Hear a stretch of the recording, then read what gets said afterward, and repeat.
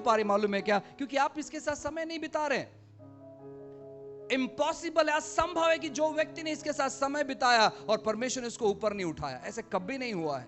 जो भी व्यक्ति ने परमेश्वर के वचनों के साथ समय बिताया, परमेश्वर ने सबके सामने उन लोगों को ऊपर उठाया है। एक बहुत अद्भुत व्यक्ति है जो बहुत गरीब था, उसको स्कूल जाने के लिए पैसा नहीं था, उसने अपनी पढ़ाई पूरी नहीं की, लेकिन जब वो प्रभु में आया, प्रभु में आने के बाद उसने सेवकाई करना चालू किया। उसकी सेवकाई इतनी सफल नहीं थी। उसने क्या किया, वो अपने कमरे में जाता, मत्ती, मरकुस, लूक, यूहन्ना, ये 4 किताब वो अपने घुटने पर आता और वो पढ़ना चालू करता। वो पढ़ता, मत्ती से शुरू करता और फिर मत्ती के 28वें अध्याय में जाकर वो खत्म करता। उसके कुछ समय के बाद वो थोड़ा आराम करता, उसके बाद वो मरकुस की किताब खोलता, मरकुस की किताब खत्म करता, वो थोड़ा आराम करता, यूहन्ना किताब खोलता, लूका किताब, ऐसे करते करते करते करते इसने 200 बार से भी ज्यादा मत्ती, मरकुस, लूका, यूहन्ना, ये चारों किताब 200 बार से भी ज्यादा उसने खत्म किया।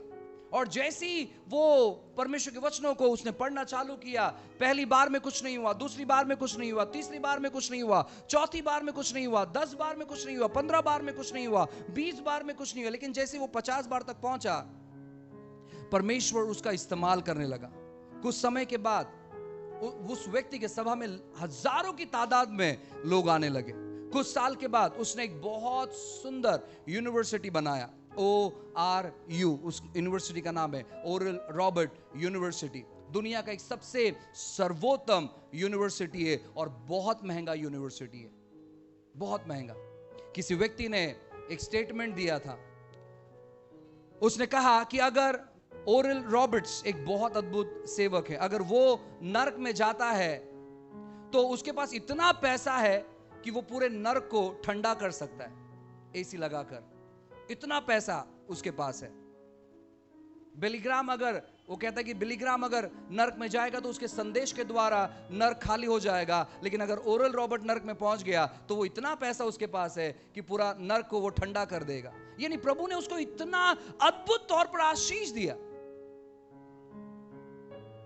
और वो कहता है रहस्य वही है, परमेश्वर के वचनों को अध्ययन करना। उसने वो कहता है मैं और मेरे पास कुछ भी नहीं है, परमेश्वर का वचन छोड़कर मेरे पास कुछ भी नहीं था उस समय, लेकिन जैसे मैंने अपना समय परमेश्वर के हाथों में निवेश करना चालू किया, परमेश्वर ने मुझे उभारना चालू किया। अगर आप आपके जीवन में सफलता देखना चाहते हैं, सारे चीजों को आज से अपने जीवन में बंद कर दो, जो भी चीजें आप कर रहे हैं, और परमेश्वर के वचन के साथ समय बिताओ। और आप देखोगे 1 साल, 2 साल, 3 साल के बाद आपकी स्थिति जो है ना बदली हुई स्थिति रहेगी, आपकी परिस्थिति जो है ना बदली हुई स्थिति रहेगी। आपको किसी से मौका मांगने की जरूरत नहीं पड़ेगी, आपको किसी के सामने घुटने टेकने की जरूरत नहीं पड़ेगी, आपको किसी के सामने मस्का पॉलिश मारने की जरूरत नहीं पड़ेगी। परमेश्वर इतने ऊंचाई पर आपको लेकर जाएगा। मैं उन लोगों के कह रहा हूं जो सेवकाई करने का जज्बा रखते हैं, जो लोग कहते हैं कि मुझे सच में आने वाले दिनों में सेवकाई करना है, सो ये चीज आपके जीवन में बहुत प्रभावित करेगा। आइए और एक वचन को पढ़ते हैं, प्रेरितों के काम अध्याय 10। प्रेरितों के काम अध्याय 10 और वचन 38। परमेश्वर ने किस रीति से यीशु नासरी को पवित्र आत्मा और सामर्थ से अभिषेक किया, वह भलाई करता और सबको जो शैतान के सताए हुए थे अच्छा करता फिरा, क्योंकि परमेश्वर उसके साथ था। बाइबल कहता है कि किस प्रकार परमेश्वर ने प्रभु यीशु नासरीत को पवित्र आत्मा और अभिषेक से अभिषेकित किया कि वो लोगों के जीवन में अच्छा करता फिरा, और जो दुष्टात्मा से ग्रसित थे उन्हें वो चंगा करता रहा।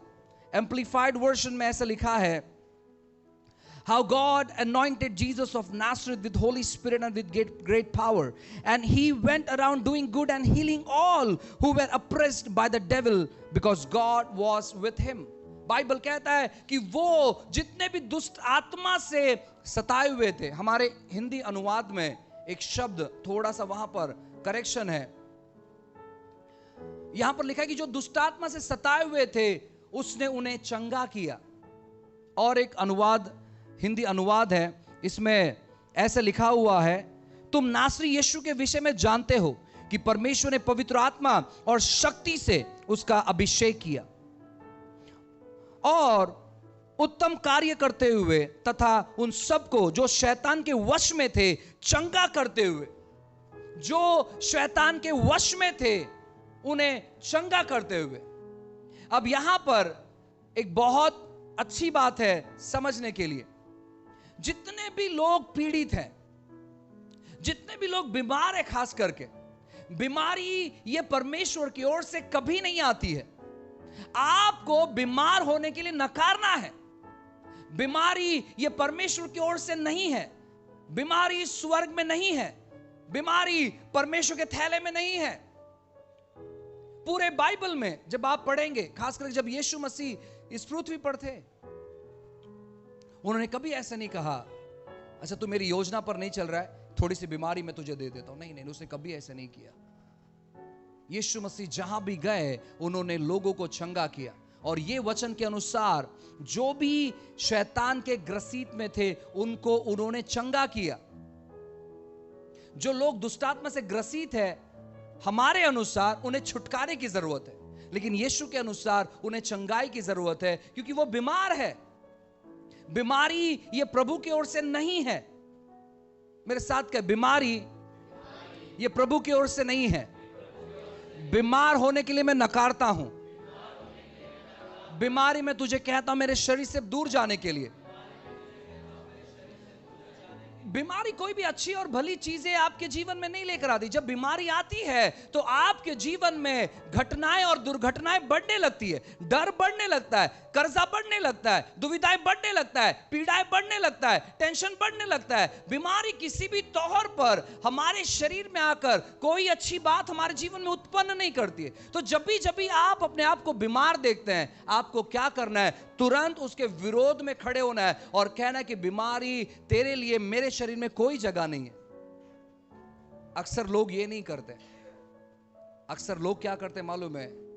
अक्सर लोग जब बीमार पड़ते हैं और जब डॉक्टर उन्हें सलाह देता है, जब डॉक्टर उन्हें बताता है, उन्हें पूछता है कि क्या ये बीमारी आपके परिवार में किसी को है? और जब आप याद करते हो, आप कहते हैं हाँ ये बीमारी तो मेरे चाचा को भी था, हाँ ये फिर आपके परिवार की बीमारी है, ये बीमारी आपके खानदान से आई हुई बीमारी है।